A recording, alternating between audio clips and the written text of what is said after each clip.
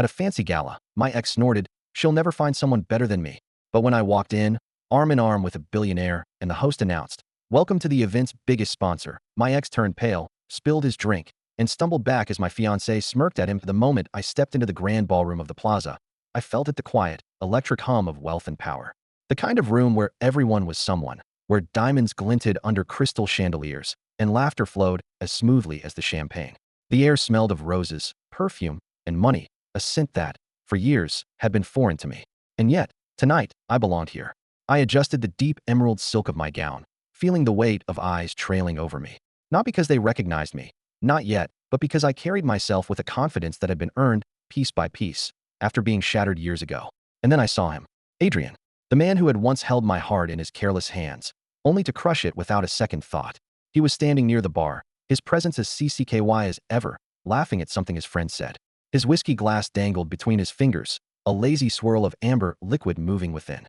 Even from across the room, I recognized that smug smirk. And then, his eyes landed on me. For a split second, something flickered across his face, something almost imperceptible. Recognition. Surprise. And then, amusement. He leaned toward his friend, just enough that I could hear. "She'll never find someone better than me." It was meant to be a joke, a whisper of mockery. The Adrian I had once known had never doubted his own importance in my life. Even after he had betrayed me, he assumed, deep down, that I had never moved past him. How wrong he was. At that moment, the host of the gala stepped up to the microphone, tapping it gently. The room hushed as he began his announcement. "Ladies and gentlemen, let's all give a warm welcome to the event's biggest sponsor, Mr. Damian Sinclair and his fiancée." Gasps. Murmurs. A few heads turned toward us. And Adrian's entire body tensed as the words sank in. I felt Damian's hand tighten slightly around mine. A quiet reassurance. A silent victory shared between us. Adrian turned. He saw me. And then he saw Damian. And the blood drained from his face so fast, I thought he might faint right then and there. His fingers slipped around his glass, and before he could catch himself, the whiskey tumbled out, staining his expensive suit. The color bloomed across his chest, deep and unforgiving, and the look of shock on his face was almost poetic. I didn't smirk. I didn't gloat. I simply let the moment exist, let it hang between us like the weight of all the years that had led to this. Adrian had once been my whole world. Now he was just another face in a crowd. I used to think love was enough. I had met Adrian when I was still young, still foolish, still believing that a person's potential mattered more than their reality. He had been charming, funny, the kind of man who could talk his way into anything and out of everything. I had believed in him, believed in his dreams, his ambitions, his endless promises of just wait a little longer. So I had waited, and waited, while he spent his days networking and his nights drinking with friends who talked big but never acted. I worked 2 jobs, one in marketing, one as a waitress covering rent, bills, even his credit card debt, when he conveniently forgot about them. It wasn't love. It was servitude. But I hadn't seen it. Not until her. I remember that night like it was burned into my skin. I had come home exhausted, feet aching from standing for 10 hours straight, only to open the door and find the apartment in ruins. Beer bottles, crumpled pizza boxes, the stale scent of sweat and cologne thick in the air. And Adrian, not alone. She was perched on his lap, her lipstick smeared, his hands lazily tracing the bare skin of her back. I froze. The air left my lungs, but my voice stayed. "What?" I had whispered. "Is this?" He had barely looked up. "Oh, come on, Mia. Don't be so dramatic." His friends had snickered. The girl didn't even move. Like I was the one intruding. Like I was the problem. And then he had said it. "You'll never find someone better than me." I had stood there, staring at him, at the wreckage of my life, at the love I had poured into someone who saw me as nothing but an ATM with a heart. And I had walked away, with nothing but my handbag, my dignity, and a shattered version of myself I barely recognized. The past no longer had a hold on me. Not after I had rebuilt myself from the ground up. Damian led me through the room, where billionaires and CEOs nodded in acknowledgement, where whispers of admiration followed us. As we took our seats, I let my gaze drift back to Adrian.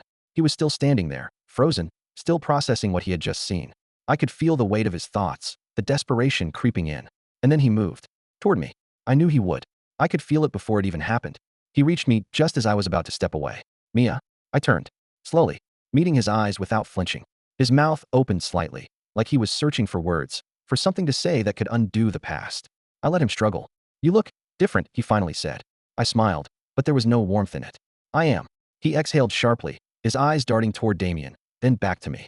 "Look, about the past don't," I interrupted, my voice soft but firm. He frowned. "Mia, come on, just let me. You don't get to rewrite history because you're embarrassed now," I said, tilting my head slightly. "You made your choice, and I made mine." He swallowed hard. "I was young. I made mistakes." I let out a soft chuckle, shaking my head. You were selfish. And lazy. And a liar. His nostrils flared, but he didn't deny it. I stepped closer, lowering my voice so only he could hear. You thought I'd never move on, I murmured. You thought I'd still be waiting. Crying over you. Wishing you had chosen me. I let my words sink in before delivering the final blow. I don't even think about you anymore, Adrian. His throat bobbed, his hands clenching into fists at his sides. I smiled, then turned and walked away, with my head held high, and my future brighter than ever. I walked away without looking back, the silk of my gown whispering against the marble floor, Damien's warmth beside me grounding me in the present. But I felt it, the weight of Adrian's stare burning into my back, the silent questions swirling in his head. I knew him too well. I knew the way his mind worked, how he had always convinced himself that no matter what he did, I'd always be there. And now, the foundation of his reality had cracked. I felt no pity for him. Damien leaned in slightly, voice low, just for me. You handled that well. I smiled, a quiet, knowing curve of my lips. I didn't do anything. Exactly, he murmured, taking my hand and brushing a kiss across my knuckles before leading me toward the private dining section where the real decision-makers of the city were seated. I felt at home here now. But years ago, this world had been unfathomable to me. As the evening progressed, I played my part perfectly.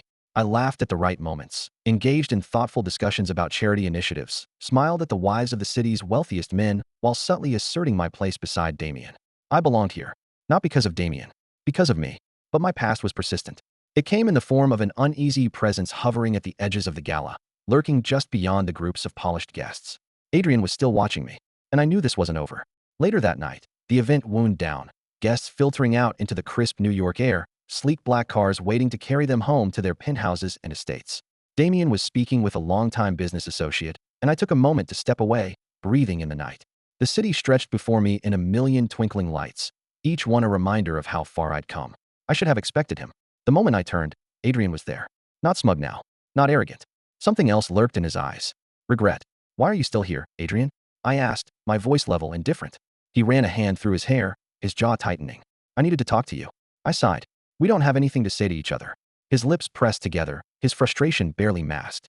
You really don't feel anything? I tilted my head. For you? No. A sharp exhale. A flicker of something in his eyes. Pain? Frustration? He wasn't used to this. To me, standing before him like a stranger. Look, Mia, I was an idiot. I know I hurt you. I didn't think. No, I interrupted. You didn't think. That was always the problem, wasn't it? His throat bobbed. I didn't expect to see you like this. Like what? I asked, raising a brow. His gaze flickered to the diamond on my hand, to the way I held myself, to the clear, irrefutable proof that I had thrived without him. He swallowed hard, like someone I don't even recognize. For a long moment, I just looked at him. And then I smiled. Good, I said simply. Because the woman I had been when I loved him, she had died the night I walked out of that apartment. This version of me, she owed him nothing. And yet, I knew Adrian. And something told me, he wasn't going to let this go. Adrian didn't leave. I could feel him standing there, lingering in my space like an unfinished sentence, like a weight pressing against the night. He had always been like this, never knowing when to walk away, always trying to drag things out, twisting situations until they bent in his favor. But I wasn't the woman who used to fall for it. I turned away, ready to walk back inside where Damien was waiting, but Adrian reached out, not touching me, just hovering close, enough to make me pause. Mia, just wait. His voice was softer now, almost uncertain. I sighed, my patience wearing thin. For what, Adrian? For he stopped, shaking his head. For a second. Can we just talk? I let out a slow breath, watching the city lights in the distance. The truth was, I didn't need to hear whatever excuses he had. I wasn't waiting for closure. I had closed that chapter myself. But there was something in the way he was looking at me, like a man staring at the ruins of a life he had once taken for granted. Fine, I said at last. Talk. He seemed almost surprised that I agreed, and for a second, he hesitated. Then, he exhaled and rubbed the back of his neck, like he always did when he was nervous.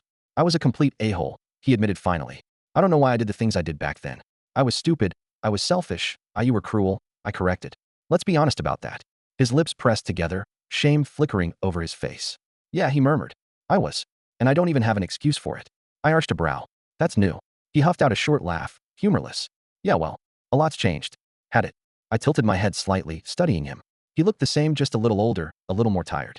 The expensive suit, now ruined with whiskey, the way he carried himself like he still thought he was the smartest man in the room. But there was something else, something flickering behind his eyes that I couldn't quite place. Let me guess, I said dryly. Your business never took off? His jaw tightened. No. And the girl you cheated with? A pause. Then, reluctantly, she left. I wasn't surprised. Of course, she had. Women like that never stayed with men like Adrian for long. So now you're standing here, regretting everything? I asked, crossing my arms. He shook his head quickly. No. I mean, yes. But not because I lost everything, Mia. Because I lost you. I felt nothing. No satisfaction. No lingering pain. Just an overwhelming sense of distance, like I was looking at a stranger. You didn't lose me, Adrian, I said quietly. You threw me away. A heavy silence stretched between us. And then, from behind me, Mia, Damien's voice was smooth, calm. But I knew him well enough to hear the underlying sharpness in it. Adrian stiffened as Damien stepped beside me, his presence a solid force against my side. Everything okay here? Damien asked, his eyes flicking to Adrian with a look so subtle, so effortlessly superior, that Adrian immediately straightened like a schoolboy caught in trouble. I smiled slightly. Yeah, just catching up. Damien slid a hand to the small of my back, warm and possessive. Well, he said smoothly, we have somewhere to be, don't we, darling? I glanced up at him, seeing the amusement dancing in his gaze, the easy confidence that came with knowing exactly where he stood in my life. And I nodded. We do. Adrian stepped back, his throat bobbing as he looked between us. Whatever he had been hoping for, he knew now this was over. But something told me he wasn't done yet. Not by a long shot. The ride home was quiet at first.